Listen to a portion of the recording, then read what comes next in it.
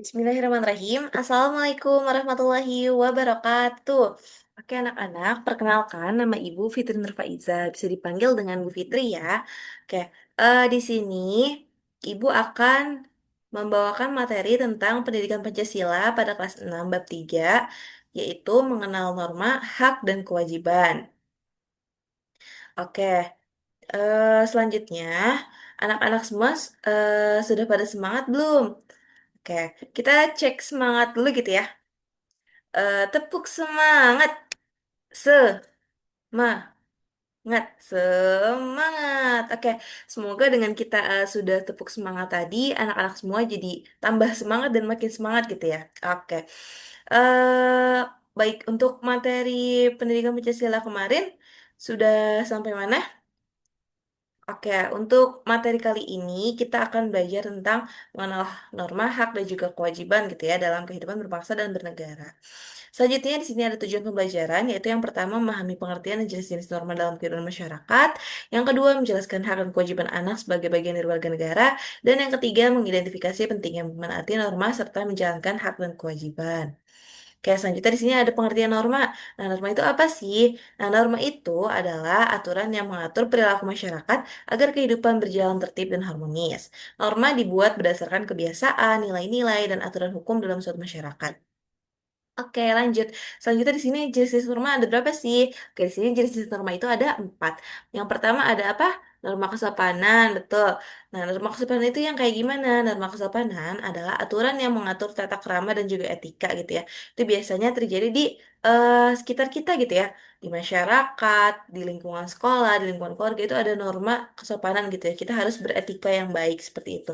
Contohnya yaitu ada mengucapkan salam, berbicara dengan sopan, dan lain sebagainya. Oke, selanjutnya yang sini yang kedua ada apa? Norma agama. Nah, norma agama itu apa sih? Norma agama adalah aturan berdasarkan ajaran agama. Contohnya tidak mencuri, tidak mengganggu ibadah orang lain dan lain sebagainya gitu ya yang berkaitan dengan agama gitu.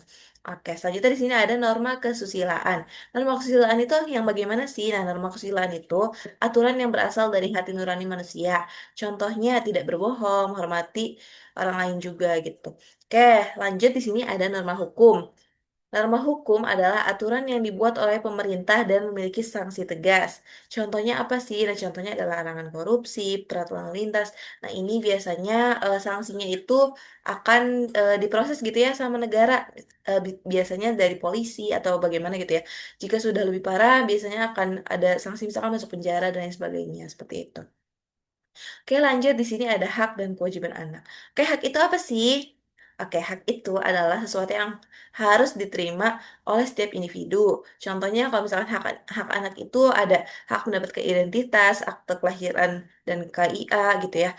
Selanjutnya ada hak mendapatkan pendidikan, hak atas kesehatan dan perlindungan, dan juga hak untuk bermain dan beristirahat gitu ya. Biasanya kan anak-anak suka bermain dan sebagainya. Nah, itu masuk gitu ya ke dalam salah satu hak anak gitu. Oke, lanjut di sini ada kewajiban. Apa sih kewajiban itu? Nah, di sini kewajiban adalah sesuatu yang sesuatu yang harus dilakukan oleh setiap individu. Contohnya itu kalau kewajiban anak tuh apa aja sih? Nah, kewajiban anak itu selain hak itu anak juga punya gitu ya kewajiban gitu ya.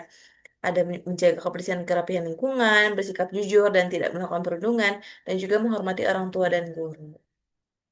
Oke, di sini ada pentingnya menaati norma hak dan kewajiban.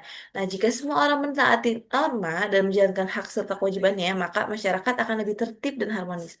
Kemudian, tidak ada pelanggaran hukum dan konflik sosial. Dan selanjutnya ada hak setiap individu akan terpenuhi dengan baik. Intinya semua akan berjalan dengan harmonis gitu ya. Tidak ada pertengkaran atau keributan seperti itu. Oke, lanjut. Di sini ada hubungan norma dengan Pancasila itu apa sih? Nah, norma dalam kehidupan bermasyarakat memiliki keterkaitan erat gitu ya dengan nilai Pancasila. Setiap norma mencerminkan sila-sila Pancasila yang menjadikan pedoman hidup bagi bangsa Indonesia. Oke, kesimpulannya, nah setiap masyarakat ini memiliki aturan yang harus diikuti agar terciptanya ketertiban dan keadilan. Oke, selanjutnya di sini ada aturan ini disebut norma dan berfungsi untuk menjaga kehidupan sosial yang harmonis. Selain itu, setiap individu memiliki hak dan kewajiban yang harus dipenuhi. Jadi harus seimbang gitu ya, tidak boleh apa ya berat sebelah gitu. Oke, selanjutnya di sini ada norma dalam masyarakat sejalan dengan nilai-nilai Pancasila sebagai dasar negara. Oke, mungkin sekian gitu ya pemaparan materi dari Ibu. Kurang lebihnya mohon maaf. Terima kasih atas perhatiannya. Wassalamualaikum warahmatullahi wabarakatuh. Oke, dadah.